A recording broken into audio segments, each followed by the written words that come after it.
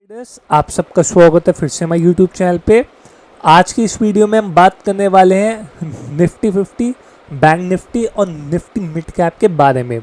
इस वीडियो में हम स्टॉक्स के बारे में बिल्कुल बात नहीं करेंगे। क्योंकि अगर हम स्टॉक्स की बात करते हैं तो ये वीडियो स्ट्रेच्ड आउट हो जाएगी और आधे से ज़्यादा घंटे की अपलोड होगी। सो इट्स बेटर वीडियो को शॉर्ट रखने के लिए हम स्टॉक्स के बारे में अलग बात करें और इंडेक्स के बारे में अलग बात करें। तो अब बिना देरी करते हुए आज की वीडियो को स्टार्ट करते हैं। तो आप लोग यहाँ पे कह सकते हैं आज हम बात करेंगे सबसे पहले निफ्टी 50 के बारे में। तो जैसा कि आप सबको मालूम है कि हमने लास्ट वीक भी बात करी थी कि एक बहुत ब्यूटीफुल कप एंड हैंडल का फॉर्मेशन हमें देखने को मिल रहा है और उसी जोन पे मार्केट बंद होते हुए देखने को मिली है। और प्रीवियस अगर मैं बात करूं 2-3 वीडियो से हम ये बार बार कॉन्टीन्यूस बेसिस पे कह रहे हैं कि जब तक 23,800 सस्टेन्ड है, buy on each and every dip की मार्केट हमें देखने को मिल रही है। सबसे पहले अगर हम यहाँ मंथली की बात करें तो आप लोग यहाँ पे देख सकते हैं मंथली बेसिस पे अब निफ्टी 50 एक बहुत ही अच्छे आप लोग कह सकते हैं जोन पे हमें कामकाज करते हुए देखने को मिल रही है। अब यहाँ से दो पॉसिबिलिटी हमें देखने को मिल सकती है। तो पहली पॉसिबिलिटी क्या है, मार्केट ने एक रैली दी, एक आपको टॉप बनाया, वहाँ से एक अच्छी करेक्शन हुई, फिर ये जो करेक्शन की रिट्रेसमेंट थी वो हुई, मार्केट ने एक फॉल दिया और अब यहाँ पे हॉल्ट करके फिर अगले महीने से डाउनवर्ड जर्नी स्टार्ट करेगा विद लोअर लो। बट यहाँ से एक पॉसिबिलिटी और बनती है और वो पॉसिबिलिटी क्या है, वो पॉसिबिलिटी है यहाँ से रैली दी, अब टॉप बनाया, फिर एक अच्छी अब करेक्शन दी, उस करेक्शन को रिकवर किया और अब ये हॉल्ड कर रहा है to resume its next leg of rally. तो यहाँ से दो पॉसिबिलिटीज़ बहुत बहुत आराम से हमें देखने को मिलती है। अगर इसको डाउन साइड जाना है, जहाँ पे इसने 23,800 को ब्रीच किया, वहाँ पे आप लोग कह सकते हैं एक बहुत एग्रेसिव शॉट हमें देखने को मिलेंगे और वापस से 22,000 और आप लोग कह सकते हैं कहीं ना कहीं 18,000 के जोन देखने को मिल सकते हैं over the long period of time. लेकिन अगर ये 23,800 सस्टेन करता है और जो ये रीसेंट स्विंग्स हैं आप लोग कह सकते हैं 25,200 और 25,600 अगर ये ब्रीच होते हैं तो हम पूरी तैयारी कर चुकी है ऑल टाइम हाई के लिए और साथ ही साथ जो हमारे 30,000 के अब लेवल्स हैं उसकी तैयारी भी हमें होते हुए देखने को मिलेगी।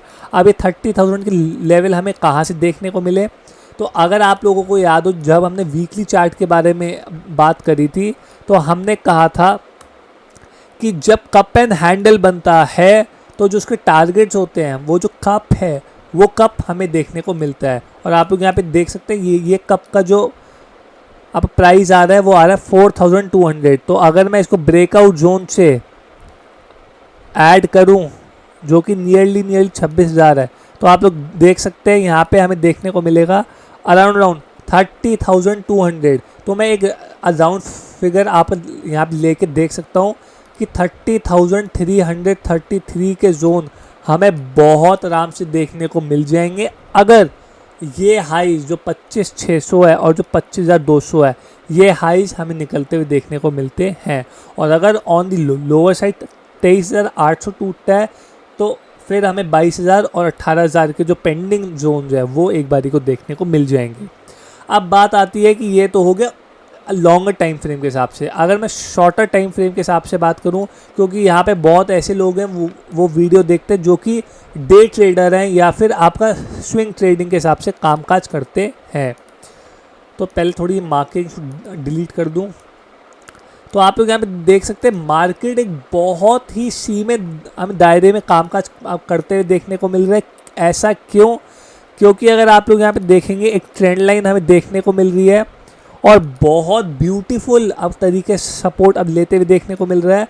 और अगर मैं यहाँ पे दिखाऊं, अभी तक आप लोगों को नोटिस हो गया होगा, लेकिन अगर अब नहीं हुआ है तो आप लोग कह सकते हैं यहाँ पे हेड एंड शोल्डर के रूप में हमें देखने को मिल रहा है। तो अगर ये ट्रेंड लाइन ब्रीच होती है तो आप लोग कह सकते हैं यहाँ पे एक एग्रेसिव शॉर्ट बनेंगे फॉर द लेवल्स ऑफ 23,800। और अगर 23,800 पे कोई भी सपोर्ट हमें देखने को मिलता है फिर आप एक आप लोग कह सकते हैं ऑन दी हायर जोन पे बुलिश ट्रेड के लिए सोच सकते हैं। एज डिस्क्लेमर, जो भी हम आपको बता रहे हैं एजुकेशनल पर्पसेस के लिए बता रहे हैं, हम कोई भी आपको बाय या सेल रिकमेंडेशन बिल्कुल अब नहीं दे रहे हैं। हो सकता है हम भी मंडे ट्यूसडे या अगले हफ्ते या उसके अगले हफ्ते अब निफ्टी 50 में ट्रेडिंग करें, तो हमारा इंटरेस्ट इसमें हो सकता है। तो जो भी हम आपको बता रहे हैं सिर्फ और सिर्फ एजुकेशनल पर्पसेस के लिए ही बता रहे हैं। अगर आपको फाइनेंशियल मार्केट में कोई भी ट्रेड अब करना है तो अपने वित्तीय सलाहकार, अपने फाइनेंशियल एडवाइस ज़रूर कंसल्ट करिए, उसके बाद सोचिए कि क्या आपको करना चाहिए है। तो आप लोग देख सकते हैं एक बहुत ब्यूटीफुल हेड एंड शोल्डर का हमें यहाँ पे जोन देखने को मिल रहा है। And on the other side अगर मैं यहाँ पे दिखाऊं, एक सिमेट्रिकल ट्रायंगल भी देखने को मिल रहा है। तो अब मार्केट एक रेंज में फंस चुकी है और वो रेंज आप लोग देख सकते हैं बहुत ब्यूटीफुली आप लोग कह सकते हैं आते देखने को मिल रही है। अब सवाल ये है कि ये ब्रेक आउट देगा या फिर आपका ब्रेक डाउन देगा। तो हमें सिर्फ इंतज़ार करना है ट्रेड का। आपको हर बारी बुल या बियर बनने की ज़रूरत नहीं है। कभी कभी ईगल रह के भी आप लोग काम कर सकते हैं। क्यों? ईगल का काम क्या है कि वो इंतज़ार करती है अपने शिकार का, वो ऊपर देखती रहती है कि मैं कब हमला कर सकती हूँ और अपने खाने को आप ले सकती हूँ। इसी तरह से अगर आप लोग इंतज़ार करेंगे तो बहुत ब्यूटीफुल ट्रेड आपको देखने को मिलेगा। क्यों?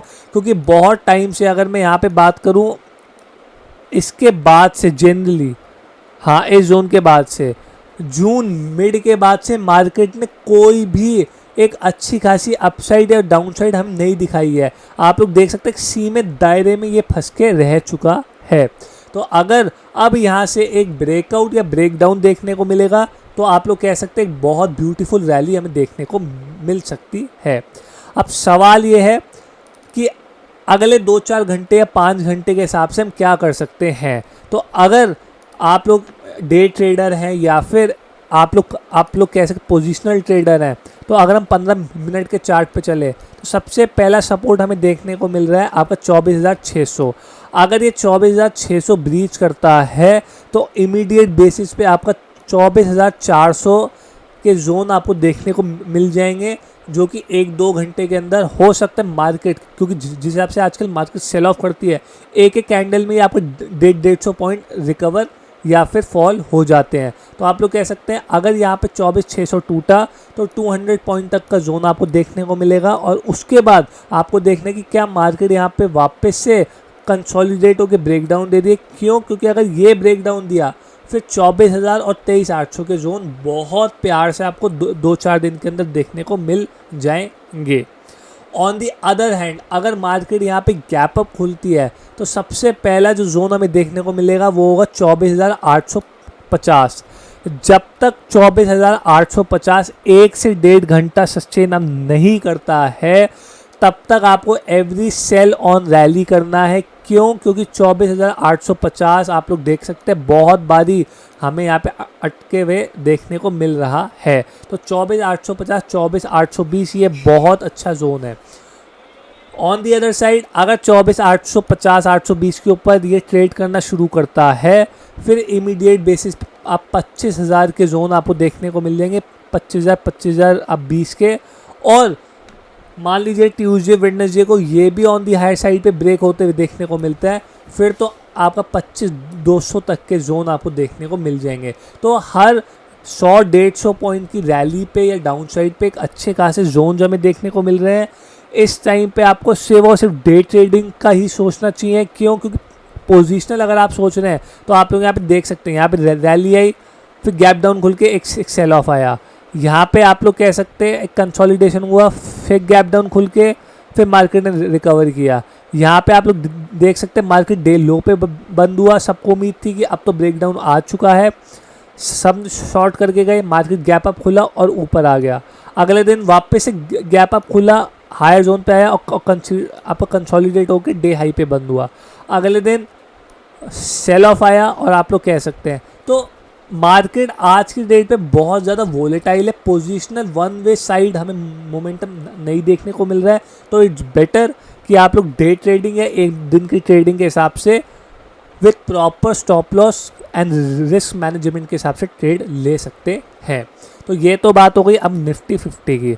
अगर मैं बात करूँ अब निफ्टी बैंक की, सिंस अब निफ्टी बैंक में आप लोग कह सकते हैं कि वीकली एक्सपायरी अब नहीं है, तो इसमें आपको on a longer time frame पे ही प्ले ऑन आप करना होगा। अब अगर आप लोग यहाँ पे देखेंगे तो आप लोग देख सकते हैं कि मंथली चार्ट हमें देखने को मिल रहा है, और आपको याद हो तो हमने बात की थी कि 2 महीने से फॉल आया है, और इसको हम एक काइंड ऑफ बुल ट्रैप भी बोल सकते हैं। अब ये जो ब्रेकडाउन आया, अब ये हॉल्ट दिखा रहा है। सबसे बड़ा डेंजर जो है वो बैंक निफ्टी में देखने को मिल रहा है। ऐसा क्यों? प्लीज़ इसको ध्यान से समझिएगा, क्योंकि अगर आप लोग देखेंगे जब भी ऐसी मार्केट होती है कि एक बहुत बड़े बड़े कैंडल के साथ मार्केट फॉल हुई है, तो ये जो रैली आती है हॉल्ट होता है, ये कभी भी रिवर्सल नहीं होता है। रिवर्सल आपका कब होगा? जब इस फॉल का 50% रिकवर हो जाएगा, या इस फॉल का 50%। तो अगर मैं बात करूँ 57,000 से 53,000 हम गए 4,000 पॉइंट, तो एटलीस्ट 2,000 पॉइंट का रिकवर, तो यानी कि 56,000 अगर मैं बात करूँ 55,500 56,000, यानी कि इस जोन के ऊपर जब तक मार्केट अब नहीं आती है, बैंक निफ्टी में कॉशियस रहने की ज़रूरत है। क्यों? क्योंकि इस चीज़ को मैं आपको दिखाता हूँ। आप लोग यहाँ पे देखिए, यहाँ पे भी फॉल आया, एक हफ्ता सबको लगा कि ये अब रिवर्सल देखने को मिल रहा है, मार्केट ने गैप अप दिया और वो गैप अप अब सोल्ड ऑफ हो गया। सेम चीज़ इस बार हो रही है, यहाँ पे गिरावट आई, अब सबको लग रहा है कि ये रिवर्सल है, लेकिन ये रिवर्सल अभी तक नहीं है। ये रिवर्सल अब कब कंफर्म होगा? जब हम 1 या 2 हफ्ते के अंदर अंदर इसको या फिर इस कैंडल को रिकवर कर लेंगे।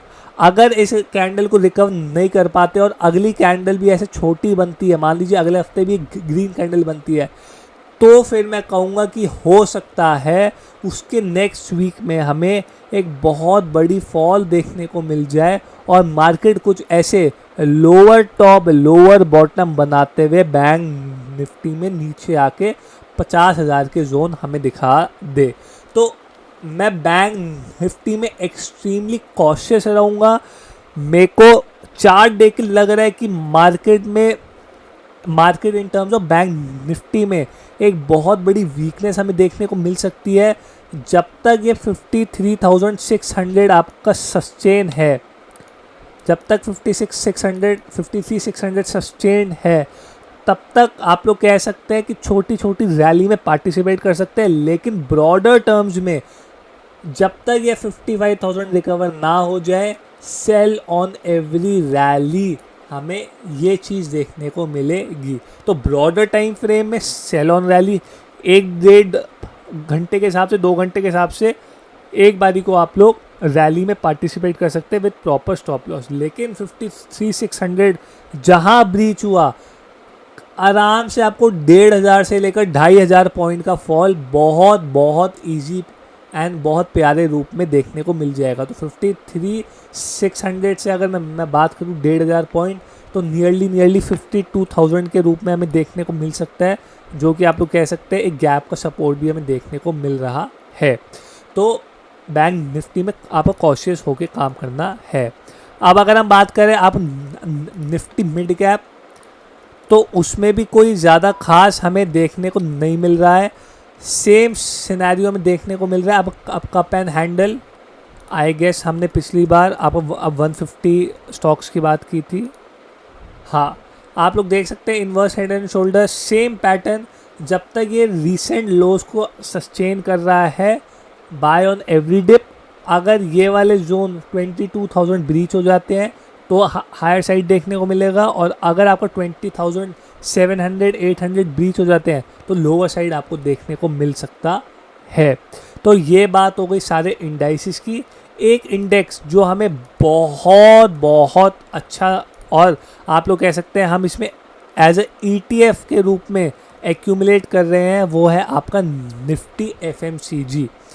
आप लोग देख सकते हैं ये हमें क्यों अच्छा लग रहा है। एक तो GST की न्यूज़ है, आप सबको ही मालूम है। दूसरा, आप लोग देख सकते हैं ये बहुत इम्पॉर्टेंट जोन में कामकाज कर रहा है। अगर मैं आपको यहाँ पे दिखाऊं तो इसे कहते हैं inverse head and shoulder pattern. तो आप लोग देख सकते हैं इन्वर्स हेड एंड शोल्डर ये ब्रेकआउट की तैयारी कर रहा है। अगर ये इस जोन को 57,600 से लेकर 58,600, ये 1000 पॉइंट का अब रेजिस्टेंस है। अगर ये 1000 पॉइंट का रेजिस्टेंस अगले 2-4 हफ्ते के अंदर क्रॉस हो जाता है तो हमें हो सकता है वापस से इसमें ऑल टाइम हाई देखने को मिले।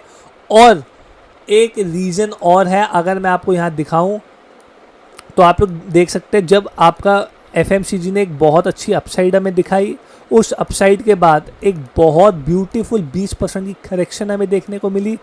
उस करेक्शन के बाद जो 20% करेक्शन है, उसके बाद मार्केट ने फ्रॉम लोज आप लोग कह सकते हैं नियरली 100% यानी कि डबल होते हुए हमें इंडेक्स दिखाया है। और सेम चीज़ यहाँ पे हमें देखने को मिली है, नियरली 24% करेक्शन हमें देखने को मिली है। तो क्या अब ये वापस से यहाँ से डबल होने को तैयार है? तो अगर मैं यहाँ पे आप डबल होके दिखाऊं जो कि नियरली 32,000, तो डबल नहीं आपका 70-80%, बट ये तो हो गया फर्स्ट जोन। और अगर मैं सेकंड जोन की बात करूं तो वो है नियरली आपका डबल, जो कि हो गया आपका 99,500। तो हो सकता है कि एक बारी को FMCG अगले 8-9 महीने या फिर 12 महीने अट्रैक्शन में रहे। जैसे ही हमें Q3 और Q4 के नंबर देखने को मिलेंगे, GST जो कट है उसका इम्पैक्ट हमें देखने को मिलेगा कंजम्पशन में। आप लोग कह सकते हैं एक बहुत बड़ी रैली FMCG में बनते हुए देखने को मिलेगी। तो प्लीज़ इस सेक्टर को ज़रूर ध्यान में आप लोग रख सकते हैं।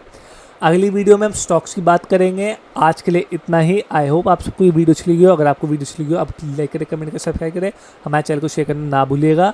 और ज़रूर अगली वीडियो का इंतज़ार आप लोग करिए।